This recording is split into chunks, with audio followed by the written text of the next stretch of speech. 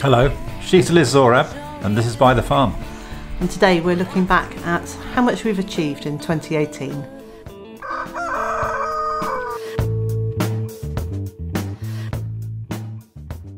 We did a video a year or so ago called something like 5 Homestead Goals for 2018. We did, yes. Catchy title, I remembered it. And I seem to recall saying at the end of it, if you came back a year later and asked us how many of the things we thought we'd like to do we'd actually achieved, we would really rather you didn't, because it would be very embarrassing.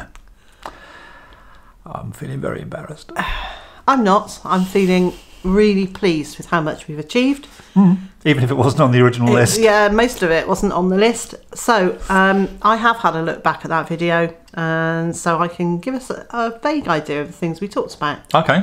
So we talked about doing more of the same but different. So we've done that.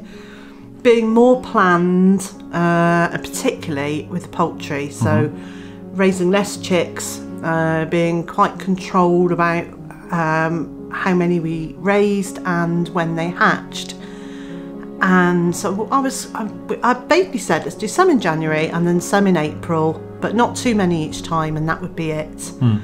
The chickens didn't think that was a good idea, did they? No, they decided to hatch their own. So we had a lot of broody girls, and so four broody girls were allowed to hatch a few eggs. Yeah. So we did end up with more than I had expected to have. But fewer than we had hatched last year. Yes, so it was, in terms of not having 80 chicks running around, this year was much better. But our planned programme of raising chicks went out the window, which means that next year I think we need to think again for next year. Yeah, probably. And the other thing, we didn't get we didn't have a successful a year for hatching ducks. We really didn't this year. We'd wanted to raise more ducks this year than we had the previous year, and it was less. We had some really unsuccessful hatches. So I think in the spring we'll try one more time with Mr. Drake and his girls, and if that doesn't work, we'll have to think again about Mr. Drake and buy some eggs in probably as well. Yeah, to start a fresh flock. Well, not a fresh flock, because we'll keep the girls, or we'll keep some of them girls to keep the flock moving. Yeah, and it's not just about the flock moving; it's about providing food for us as well. Absolutely. So, and the older girls obviously are laying less eggs now. So that was a sort of success, but nature doesn't necessarily fit in with something you've written down on a piece of paper. No. You've seen the weather forecast. And that was another thing, of course, this year. The weather has thrown a lot of what we planned. It's thrown the hatchings out. I suspect it's thrown the animals' temperaments out. Yes. With the beast from the east, and then the extreme summer, and everything that we've been through. It's been challenging, actually, very this year, challenging, hasn't it? So that was the chickens, and I went through and made notes as only I can, which means I can hardly read them. And the other big thing I want to do that was more of the same was to keep on top of the weeds, because 17 going into 18, at the beginning of 2018, there were 3 raised beds that had been full of weeds for the whole of 2017. I hadn't grown anything in them, and I started feeling really despondent. So this time last year I laid plastic over those to smother the weeds, and this year I have kept on top of the weeds. No, you've done very well with that. I'm really pleased, and there are weeds out there. It is for sure there are. There are quite a lot of weeds in each bed, but not in the same way. It's not like you've got 2 or 3 weed beds. No, not at all. It's just some weeds in some beds. And I was going to try and keep more on top of the thistles and stingers, and to a certain extent, I think we managed that, particularly in the earlier part of the year, post Beast from the East and pre-Great Heat. Yes, Great Heat. But the Great Heat that slowed us right down. It did, and since then, when it cooled down, the weeds just went whoosh and really took over. So we have got some fairly large patches of unwanted weeds, but I don't feel like, oh no, what are we going to do with them? I don't think we're as swamped with them as we were. No, they're almost just one species in each patch, so we will know how to eradicate them. So that's I think that was a positive there. I think that was a win. The next thing we talked about was the potential of keeping some larger livestock, some four-legged livestock, in the shape of either sheep or pigs. Well, we know we're not going to have pigs on this land because there's simply too much glass in it. We did think about sheep, and we were going to go and spend a day with our friend Jane and have a look, but actually, in the end, it got very cold and very wet, and then life happened, and I think actually we've decided we're not going to do sheep on this piece of land. No. There's a possibility, we have talked about the possibility of renting additional space, and that's moved forward a little bit. It has. I've now not in terms of we have dates and sums of money in mind, but I have put in a formal request to the landowner of the fields around us for somewhere between half and 10 acres. So half an acre and 10 acres. Oh, right. Whatever was available. Okay. I hadn't heard that bit.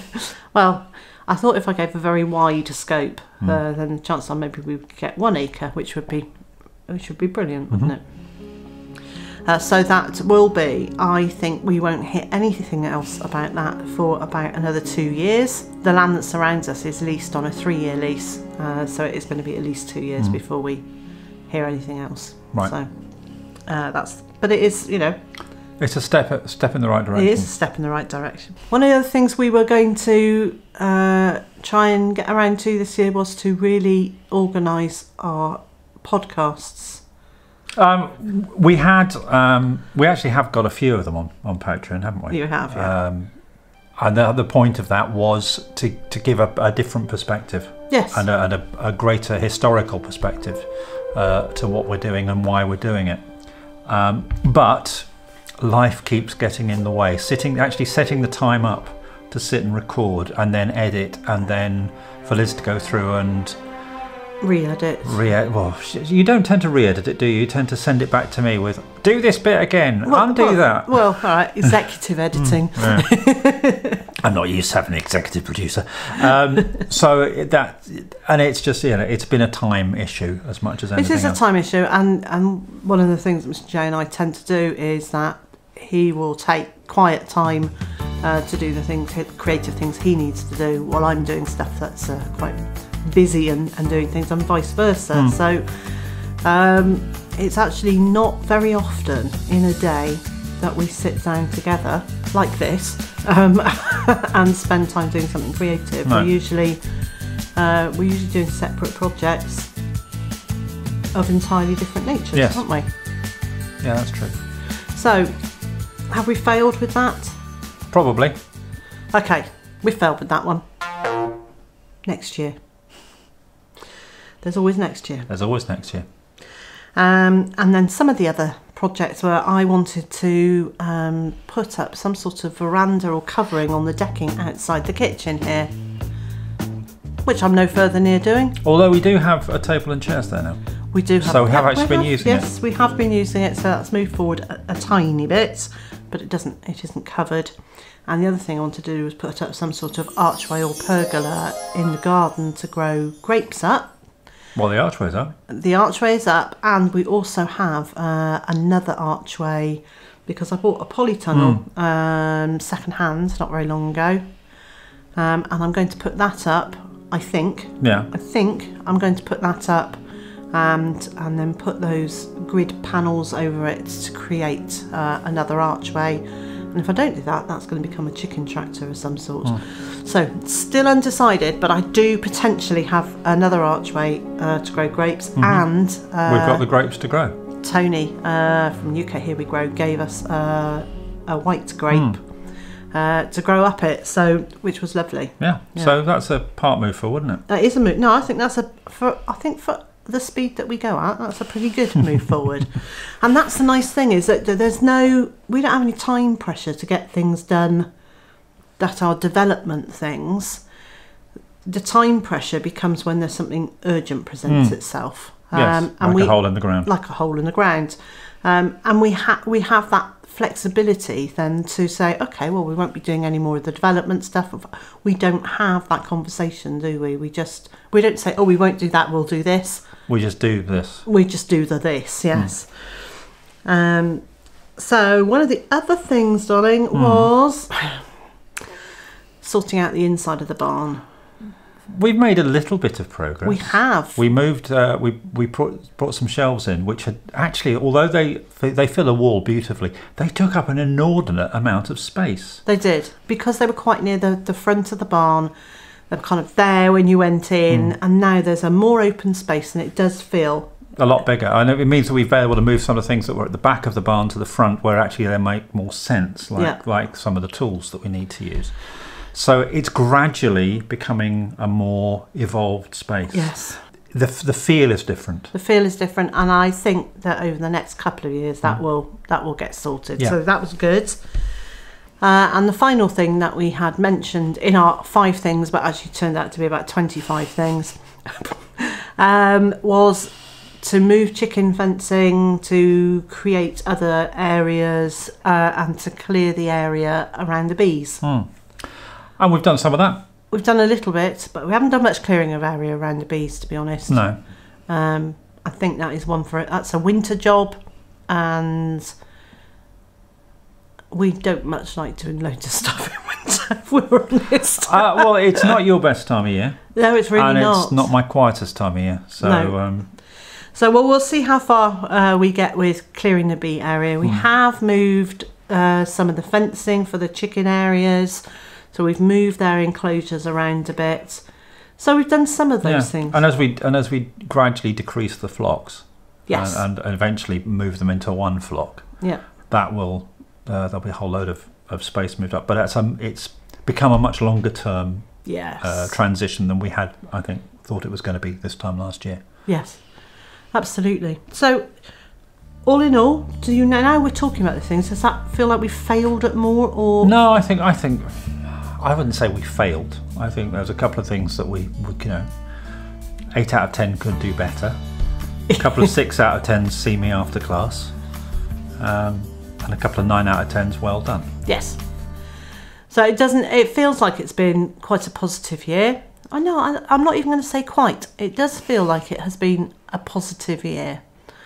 Yeah, I think we've had a lot to contend with that we didn't anticipate, as we always do. And as we always will have. Yeah, exactly. Yeah. And that's something we actually said when we were thinking about the homestead goals for 2018 last year, was that we knew there were going to be things that we couldn't plan for, and we know there always will be. Yeah. And they very often will take priority. It's something that we've said in several videos, is that a lot of the time we end up being more reactive than proactive because of what gets chucked at us to react to. Yes. Yeah. Some things you can't be proactive about. No. It won't be very long before we start setting our goals for 2019. I think that's going to be another 3 weeks. Yeah, I think around about then. And I think we might, having learnt from setting the 2018 goals, make 2019's a little bit vaguer.